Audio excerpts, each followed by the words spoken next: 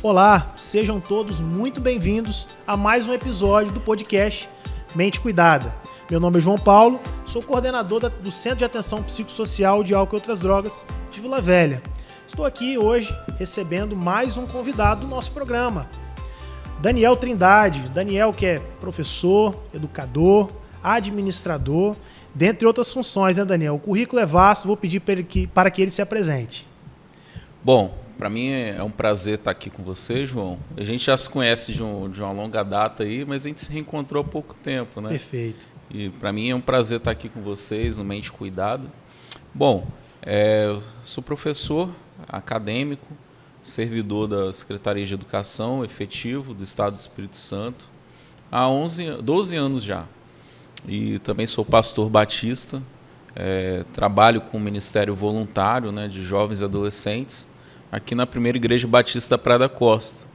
Então, sou uma pessoa de pele morena, cabelo preto, estou com uma camisa azul com branco e tem um topete, mas é totalmente inofensivo. Tá certo, Daniel. Daniel, bem lembrado, ele lembrou da nossa autodescrição, né? Que esse é um podcast inclusivo para pessoas que estão nos assistindo com algum tipo de deficiência visual. Então, eu sou o João, né? Estou com uma camisa verde, pele clara, cabelos escuros, estou aqui na função de apresentador desse programa, do nosso projeto Mente Cuidada. Daniel, seja muito bem-vindo mais uma vez, tá? Vamos falar um pouquinho sobre a sua trajetória, né, na educação, enquanto educador mesmo. Daniel, que é um servidor de carreira da Secretaria de Educação aqui do Estado, né, da SEDU.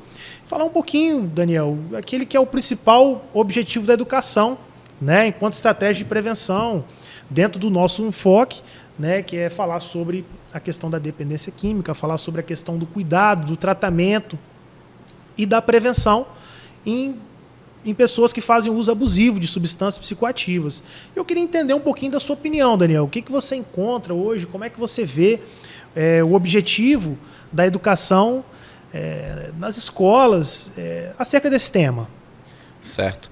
Eu vejo como uma questão central o cuidado do ser humano de uma maneira integral, né? Então, hoje a gente pode perceber isso, né, esse cuidado integral do estudante, né? Então, não só a perspectiva do aprendizado dele de maneira acadêmica, ele vai aprender ali as disciplinas, né, que ele vai precisar disso para carregar no seu currículo, mas também os cuidados com seus sentimentos, a sua mente, comportamento, né, o seu projeto de vida, as suas decisões a curto, médio e longo prazo.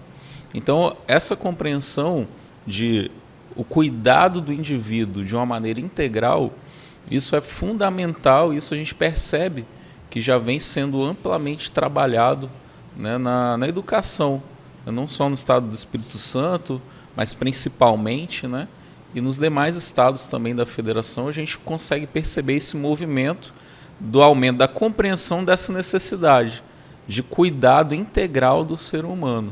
Então a gente entende também, Daniel, que os dados hoje relacionados à saúde mental vem sido um desafio.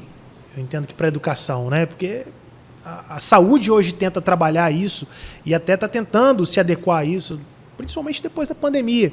Houveram diversas intercorrências nesse sentido. Como é que a educação, na sua opinião, vem se preparando para isso?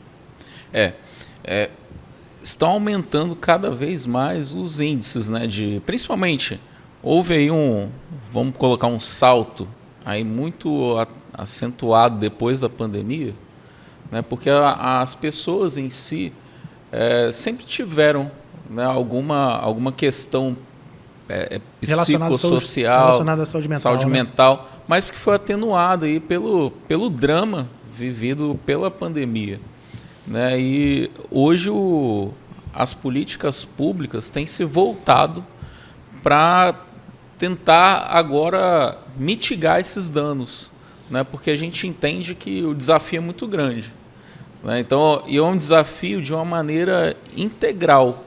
Integral em que sentido? Que não é só uma organização pública que vai resolver o problema. As organizações, de uma maneira integralizada, vão precisar dar as mãos, e isso já tem acontecido, a gente percebe esse movimento, de modo que esses danos sejam mitigados.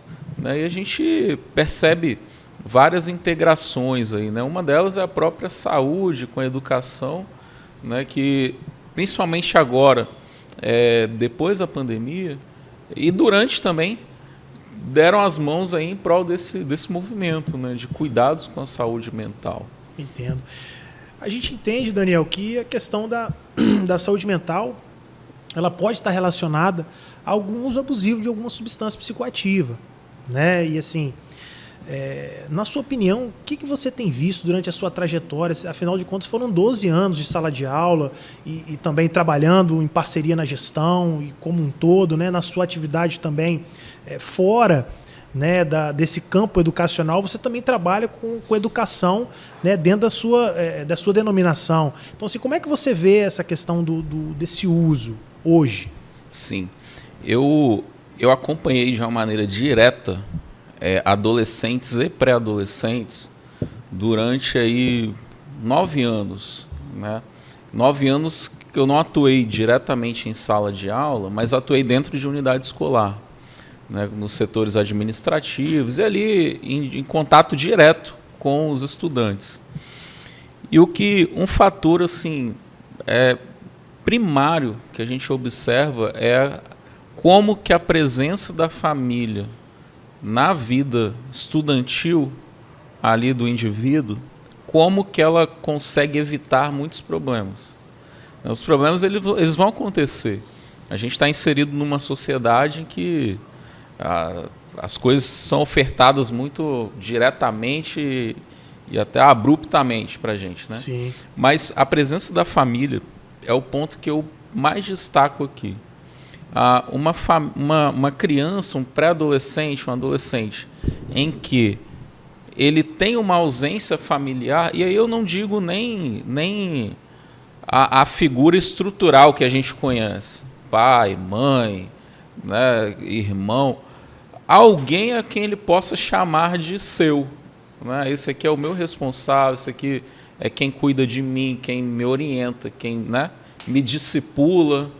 Então, a ausência dessa pessoa, para mim, foi o fator principal que eu percebi nessa trajetória de maior influência para que o indivíduo possa ingressar na utilização dessas substâncias, as SPAs, que a gente chama, substâncias um dado interessante, psicoativas, Então, assim, a ausência da família, e aí eu tenho muitas histórias, assim, mas eu vou contar uma.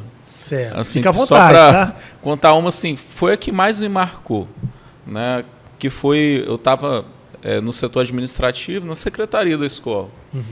E aí uma mãe, aí eu não vou identificar, e também Claro. já passou um tempo, a mãe chegou assim para mim, olha, eu quero pedir a transferência do meu filho. Mas assim, não fala, eu queria que vocês não falassem para ele que não eu vou comunicasse, fazer isso. E por quê? Porque agora eu comecei a me relacionar com uma pessoa, eu arrumei um namorado e tal, e o meu filho não se dá bem com ele. E aí o que eu vou fazer? Eu vou ficar com o meu namorado e eu vou mandar ele para casa da avó. E ele não sabe que ele está indo para lá morar lá. Eu vou colocar ele no ônibus. Quando chegar lá, ele vai descobrir que ele vai morar lá. E aí eu não concordei com isso. Colocou responsabilidade na escola, né?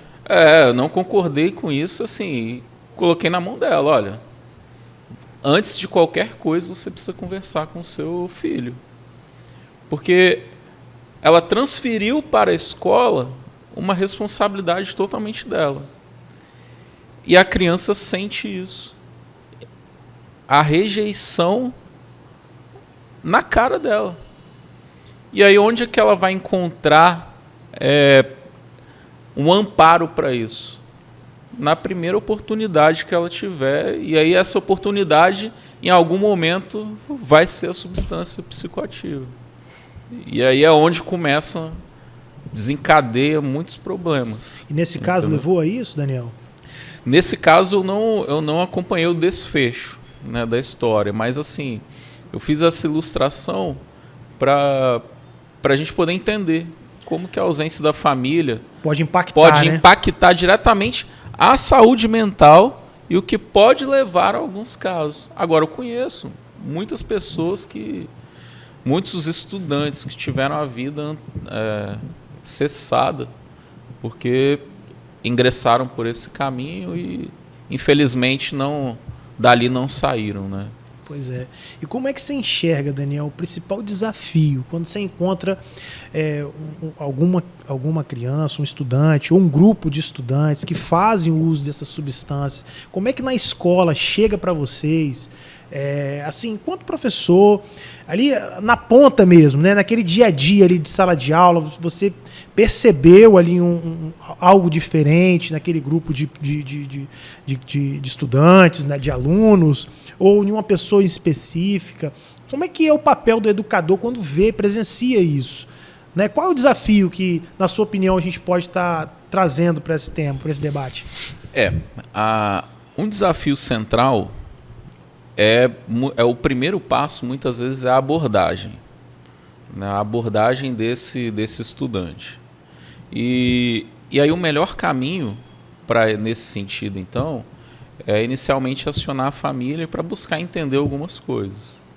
Né? A partir disso, então, é que se consegue chegar a hipóteses do que de fato esteja acontecendo, para que se acione, então, os equipamentos adequados, né, que vão fazer uma intervenção, em sendo o caso de uma dependência ali de uma substância, os equipamentos adequados vão fazer as intervenções.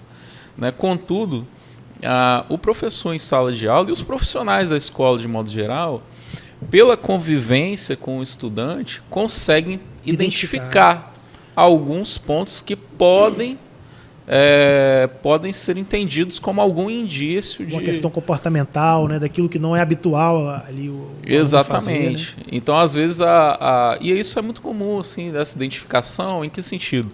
Às vezes o estudante ele é muito ali carismático, né, muito parceiro, muito ativo. E aí, em determinado momento, esse estudante ele fica recluso. Aí a professora que ele gostava, que ele tratava bem, agora ele já começa a evitar. Então, assim, a gente consegue perceber alguns sinais. Ou o contrário, né? Um estudante, uma pessoa muito reclusa, começa a ficar um pouco mais agitado. Exatamente. Mais brigão. Sim. Né? Também pode acontecer o efeito contrário. É o efeito contrário. Tudo depende da personalidade daquele indivíduo. Sim. Né? Eu acho que, Daniel, no decorrer da nossa conversa, eu consigo entender algumas coisas que você passa, como podemos considerar hoje o apoio familiar fundamental, né, na criação desse aluno, dessa criança, desse indivíduo. Eu acho que, além disso, a gente pode falar da questão das políticas públicas. E eu acho que uma questão de união dessas políticas, né? Você falar hoje de assistência social, você falar hoje de saúde, você falar hoje de educação, segurança pública, unidas em prol de algo, de uma temática, eu acho que faz toda uma diferença. Você concordaria comigo? Concordo, com certeza. E hoje, assim, o Estado do Espírito Santo ele tem mecanismos que vão trabalhar em prol dessa assistência. Né? E uma das que eu mais tenho vivência assim, de acompanhar é a nossa APOI, né? A CEDU tem a APOI, que é a Ação Psicossocial e Orientação Interativa Escolar, né? Que é um núcleo, hoje uma gerência, que atua nessa condução dessas questões psicossociais dentro das nossas escolas, né? Exato. Um grupo institucionalizado em prol disso, né? Interessante, Daniel. Acho que seria até a próxima pergunta que eu iria te fazer, se existia, né, algum instrumento um pouco mais técnico, no sentido de saúde, para trazer um pouquinho para a pauta, e aí a gente fala dessa questão das expertises, né, de cada profissional, a atuação de cada um. Eu acho que essa união e esse conjunto de habilidades, eu acho que colaboram em muito, né, para essa questão da educação, do cuidado como um todo, integral do indivíduo, né? E aí a gente entende, né? E seria uma forma dessa pergunta, porque assim, como é que hoje se enxerga essa questão psicossocial dentro das escolas se não tem nenhum tipo de profissional hoje que estaria disposto a ouvir essas crianças, né, esses alunos? Então, assim, você já respondeu a pergunta, existe hoje a APOE, né? Exatamente. E assim, o Estado tem investido nisso, né? Nessa presença desses profissionais adequados para o tratamento de algumas questões. Então, de ano a ano o Estado vem ampliando esse investimento, porque agora já se tem esse entendimento consolidado, enquanto o estudante enquanto um ser integral. Né, que não se pode dissociar o aprendizado no que se refere às questões acadêmicas das questões psicossociais. Nós somos um só. Exato. Então, quando a gente entra no ambiente escolar, e a gente é adulto também. Claro. No ambiente escolar, no ambiente de trabalho e tudo mais, a gente não consegue, por exemplo, deixar lá fora. É muito comum falar isso, né? Sim. Você chegou aqui, deixa lá fora agora os problemas, né? Seus problemas, tudo aquilo que te preocupa e tal. É muito fácil dizer isso, né? Mas todo mundo carrega. O estudante, ele carrega para dentro da sala de aula suas tristezas, suas angústias, seus medos, decepções, né? E isso impacta no aprendizado dele, no seu desempenho. Então é por isso que as políticas públicas já entenderam isso e entenderam assim, com maestria, né? E hoje o Estado do Espírito Santo já investe fortemente nessa área. Entendi. Com apoio e também com a companhia independente de patrulhamento escolar. Eu vou chegar nesse tema. Daniel, então hoje essa questão para mim é muito interessante, relevante. Vou te fazer uma pergunta, não sei se você conseguiria responder, né? A gente entende que a questão do Estado hoje, a gente estaria falando de escolas do ensino médio. Você acha que isso chega nos municípios? A SEDU ela também disponibiliza de algum tipo de equipamento ou de equipe para as escolas de nível fundamental, né? E primário, né? Mas a primeira infância ali e as escolas de nível fundamental, existe um pouco dessa correlação? Sim, existe. Inclusive, a Companhia Independente de Patrulhamento Escolar, ela tem atuado de uma maneira regionalizada, né? Como agora ela é uma companhia independente, então ela tem capacitado também os batalhões, os núcleos regionais, de modo que não somente a Grande Vitória, mas as outras regiões também tenham acesso a essa capacitação. Os profissionais tenham subsídios para poderem realizar algumas intervenções pertinentes, né? Então, o Estado do Espírito Santo também tem investido em parcerias com 78 municípios. Entendi. Porque hoje a Secretaria de Educação ela também ainda tem algumas unidades de ensino fundamental. Né? Um dado importante, eu não tinha esse conhecimento. Ainda não são todas do ensino médio, né? Nós temos ainda algumas unidades de ensino fundamental. Mas não por isso que o investimento é só a nível estadual, né? Como uma parceria, os municípios também têm recebido esse apoio, né?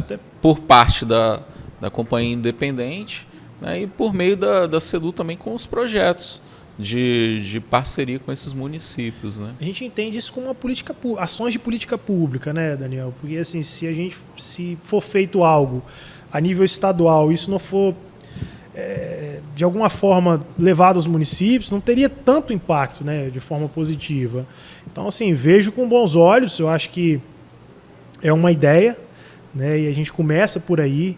Eu acho que se surge, e eu acho que aquilo que é do dia a dia ali, eu acho que a equipe da APOE deve absorver e tentar criar novas políticas públicas, novas estratégias, eu acho que para essa temática, né? Muito interessante essa equipe. E assim, falando um pouquinho dessa companhia independente, é uma companhia da Polícia Militar, não é isso? E como é que ela funcionaria? Ela também atua nas escolas, em palestras? Como é que funcionaria essa atuação hoje? Sim, a Companhia Independente ela é um destacamento da Polícia Militar, que anteriormente era a CEP, né, que é a Patrulha Escolar. A Patrulha Escolar ela é um destacamento específico para as unidades escolares, né, do Estado do Espírito Santo, da nossa rede. Contudo, a partir dessa compreensão que a gente vem conversando sobre trabalhar as questões psicossociais, as questões comportamentais de uma maneira preventiva, a Companhia Independente também com os seus profissionais, né, os seus policiais, seu corpo técnico, colaboradores, né? Seus colaboradores também têm ingressado, até em parceria, né, com a APOI, de modo a trabalhar essas questões com os estudantes, por meio de palestra, por meio de o atendimento, não um atendimento clínico, mas um atendimento de grupo, escuta, né? Então, em grupo, de escuta, de conversa, também com o corpo docente das escolas, com o corpo administrativo. Então são dinâmicas? Seriam atividades dinâmicas ou seria no formato de palestras mesmo ali? De orientação. Orientação. Como proceder, como a gente pode contribuir, né, nesse cenário de atenção psicossocial. Sim. Então, de uma maneira integrada, a Companhia Independente agora tem atuado junto com a APOI também. Tem sido um importante parceiro, né, Daniel? Tem sido fundamental essa parceria. Entendi. Tivemos aqui, no episódio anterior, até com o capitão do ProERG, né, também, que é um outro formato de sala de aula também que leva a questão da prevenção, né? E eu acho que fica o debate, né, Daniel, de como as políticas públicas elas podem se integrar, né? E a gente volta naquele eixo principal do tema, que é inclusive o nosso objeto de desafio, né, para a gente conseguir trabalhar com esse público, né? Porque a gente está falando de eixos como cuidado, prevenção, né, o tratamento propriamente dito. Mas se a gente está dentro de uma escola hoje e a gente trabalha a prevenção, quantas pessoas podem deixar, né, de estar utilizando essas substâncias por conta de orientações ou por conta de uma atenção, de um acolhimento, de um cuidado, né, para uma equipe hoje que está, como você passou para a gente, qualificada para essa escuta, né?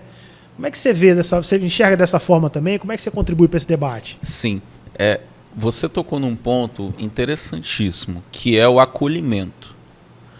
Hoje, o jovem adolescente, e isso eu posso falar até para além da minha vivência organizacional, como pastor mesmo, já trabalhando assim, desde 2016 com o jovem adolescente, o acolhimento ele é importantíssimo. Assim, muito jovem adolescente, eles precisam de um abraço.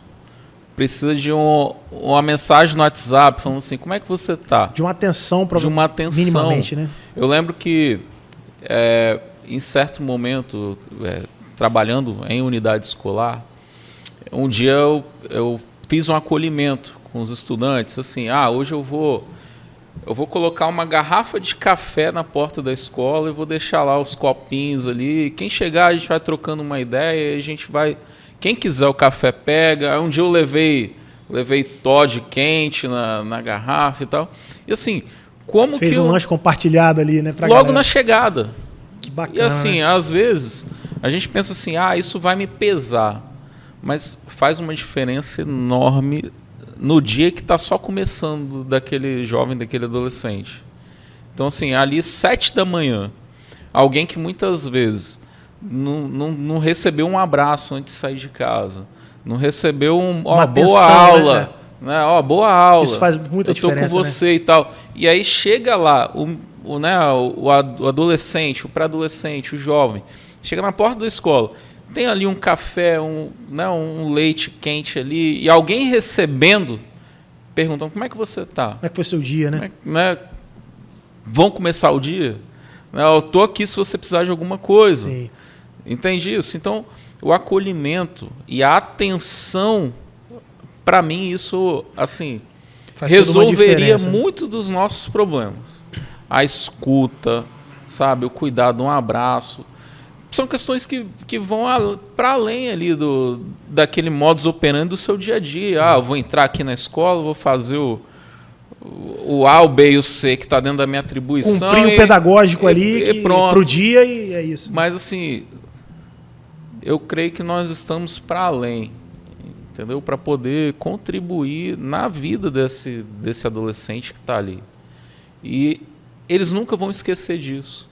Nunca vão esquecer disso. E olha como que isso é forte. Eu já ouvi várias vezes, João. Eu não digo isso para que outros também... isso é um modelo. Não foi uma experiência pessoal, mas é uma experiência minha. Muitos adolescentes já chegaram para mim dentro da escola e falaram assim: Daniel, eu queria que você fosse meu pai. E aí eu fico pensando assim, qual é a referência que ele tem de pai? E aí eu brincava, falando assim, nossa, eu não tenho condição nenhuma de ser seu pai. Eu falava brincando com eles assim. Mas depois eu ficava refletindo, falando assim, como que de alguma forma eu impactei na vida desse estudante para que ele dissesse isso, sabe? Eu queria que você fosse meu pai. Então assim, olha como o impacto, ao mesmo tempo que é uma coisa boa, mas é uma coisa também que entristece a gente.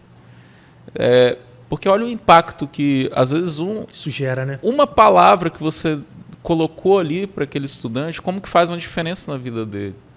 É uma diferença tremenda. Sim, é verdade. A pessoa passa a te observar de outra forma, né? Com uma pessoa humana, acolhedora, quem ela pode, de alguma forma, se abrir, né? Eu acho que é o início de muita coisa, né, Daniel? Essa questão da prevenção, né? Seria o melhor remédio, né? Exatamente. Assim, uma dúvida que eu tenho, Daniel, e fica à vontade, caso você não consiga responder, eu vejo que você falou com tanto brilho nos olhos sobre a questão da sua atuação e também a questão do apoio hoje nas escolas, né? Eu acho que fica até para nós um alerta de um convite para estar fazendo a equipe, né? Para estar fazendo parte hoje do debate também, visando a importância que eles fazem dentro da escola como um todo, né? E assim, hoje você sabe se existe alguma ligação de algum aluno que eles verificam e entendem que seria um caso a ser trabalhado, a ser tratado, uma ligação com os CAPs infantil? Sim, hoje existe essa integração de modo a auxiliar esses estudantes que foram identificados ali de uma maneira mais específica. Né, onde a gente tratava a ideia da integração dos equipamentos. Os equipamentos públicos eles precisam atuar de uma maneira integrada e hoje isso já acontece. Né? Então, mas de fato é importante, até num segundo momento. O pessoal da Apoio também está aqui até para apresentar com maior propriedade e clareza essa integração. Sim. Que ela já existe, ela já funciona. Né? Contudo, eles podem trazer com mais precisão, até com dados mais relevantes, dados mais que venham a enriquecer aí o diálogo. Né? Poxa, bacana, Daniel. Daniel, eu tenho uma má notícia para te falar. Infelizmente, a gente caminha, né, para um final do programa. Né? Eu acho que o debate ele é muito ampliado. E é muito gostoso. Sim, também, né? As estratégias são muitas. Eu acho que essa união ela é primordial para levar um cuidado. Eu acho que para as escolas e até para as nossas vidas, né, cara? Eu acho que a gente tem um aprendizado muito grande daquilo que é a nossa área de atuação, mas eu consigo te escutar e eu percebo algumas coisas que eu posso tá trazendo para a minha realidade e a minha dinâmica do dia a dia mesmo, do tratamento, daquilo que é a nossa função. Né? E aí eu agradeço aí muito a tua presença, eu acho que contribuiu de maneira muito importante e potente para o debate. Eu acho que fica aí alguns convites ainda da CEDU, que eu vejo que a gente pode ainda extrair muita informação em um campo também de conhecimento e pesquisa, cara. Eu vejo que eu entendo que a Sedu deve ter muita pesquisa, muitos dados para estar passando para a gente de realidades que vivem, né? Ou que já viveram, mas que serviram de modelo, de algum exemplo, né? Você entende dessa forma também, Daniel? Ou eu estou falando algo muito fora da realidade? Não. As nossas estatísticas, elas acontecem com base no que a gente vive, né? Sim. Do dia a dia. Então, as estatísticas, elas vão sendo criadas, né? A partir do momento que está tendo um atendimento, está tendo um desenvolvimento de uma política, né? Sim. As estatísticas, elas vão sendo criadas. Então, em cima de estatísticas, em cima de dados, tem pesquisa, tem desenvolvimento de informação. Então, isso é muito rico. Bacana, Daniel. Te agradeço mais uma vez. A gente caminha para o momento final e a gente sempre solicita que o nosso convidado traga uma frase ou alguma orientação geral que você entende que seria importante para estar contribuindo com o nosso debate. Tá certo. Fica à vontade, o espaço é todo seu. Bom, ninguém consegue fazer nada sozinho. E a gente falou muito aqui sobre integração, sobre caminhada em conjunto, para que os objetivos possam ser atingidos. E aí eu quero desafiar você que é profissional. Você que é profissional da área privada, da área pública, um profissional liberal. Qual é o seu propósito? Qual é o seu objetivo de vida? Eu faço muito essa pergunta para as pessoas que muitas vezes me cercam, ou eu estou em uma aula, estou em um... Enfim, qual é o seu propósito? Qual é a sua missão? E por que eu estou dizendo isso? Porque muitas vezes a gente se fecha no nosso âmbito de trabalho. Eu só faço o A, o B e o C. Mas eu me esqueço de preocupar com o meu propósito de vida. O meu propósito de vida, eu vou desenvolvendo ele enquanto eu estou trabalhando. Então, hoje, o meu propósito de vida é impactar a vida das pessoas de alguma maneira. Eu quero ser relevante na vida de alguém de alguma maneira. Isso faz parte da minha missão, do meu propósito. Quando você tem isso enraizado em você, todas as suas ações, seja qualquer trabalho que você estiver desenvolvendo, tudo isso vai fazer muito mais sentido. Tudo isso vai ter muito mais significado. Então, esse é o desafio que eu deixo para você. Coloque propósito nas suas ações, coloque propósito, intencionalidade naquilo que você vem desenvolvendo. Daniel, o meu cargo é técnico, eu fico atrás de um computador, mas o que de relevante você pode fazer ali para impactar as pessoas que estão à sua volta? Você vai ver como que você vai colher resultados, não só você, mas toda a instituição a qual você está ligado. Então, eu deixo essa palavra aí para vocês. E que palavra, hein? Depois disso aí, quase que eu faço um outro podcast com você e a gente entra em outra temática, mas é isso, né, Daniel? Eu acho que os temas são ricos, são variados e a cada momento a gente vai aprendendo um pouquinho mais, né, daquilo que é a nossa realidade, daquilo que é o nosso campo de atuação. E eu acho que cabe a cada um de nós, né, enquanto trabalhador, seja da área da saúde, da área da educação, da área da segurança pública, da assistência. Eu acho que qualquer campo, né, a pessoa tem um propósito naquilo que está fazendo. Exatamente. Eu acho que não só aquilo que diz como obrigação, mas a função, eu acho, de cada um dentro da sociedade, né? E eu vejo dessa forma, fico aqui grato com a tua visita, grato com este programa e com este podcast. Entendo que a população capixaba vai ver isso de forma muito positiva. Tá, Daniel? Eu agradeço a tua visita. Né? O Daniel, que é aqui da Secretaria de Educação, professor de carreira, pastor, e tem sido um colaborador dentro dessa temática. Tá bom, Daniel? Muito obrigado pela tua visita. Foi um prazer. E seja sempre muito bem-vindo a este programa e a esse debate. Tá joia? Gostaria de agradecer a atenção, né, que cada um disponibilizou nesse programa. Bate-papo, conhecimento, cuidado, podcast Mente Cuidado. Lembrando que essa parceria é com a Rede Abraço, no edital de número 2023, Boas Práticas. Muito obrigado pela sua atenção.